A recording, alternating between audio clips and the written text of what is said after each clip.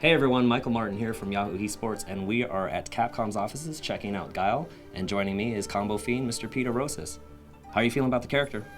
I'm pretty excited for it. You know, he's a classic zoning character, retains a lot of his moveset, has that awesome Street Fighter 2 stage that everybody knows and loves. I mean, he is going to be a threat.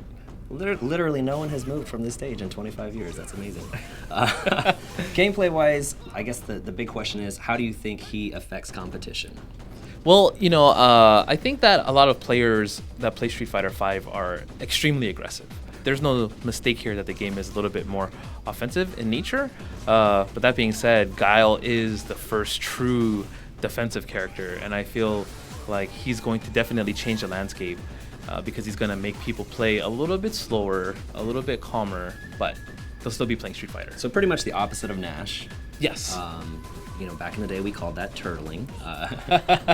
You call it defensive now, but as far as Nash players go, or the character and players, I guess, we see a lot of the former Guile players in previous games playing Nash, probably because it's the most similar, feel to Guile.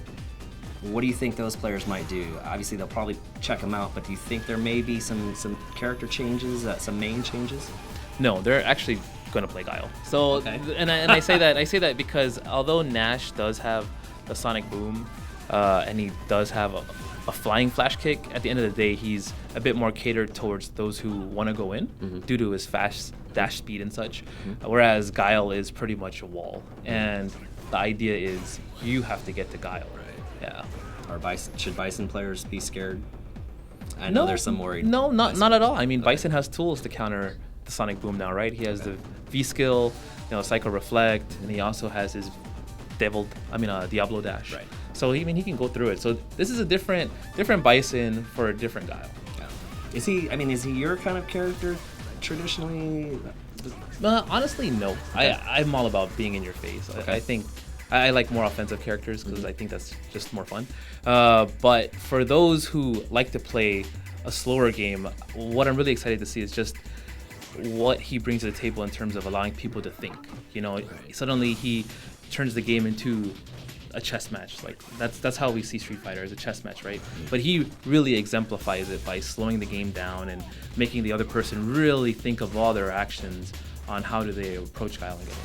Yeah, he does slow the game down a lot. Not many characters, I think, on the roster can do that.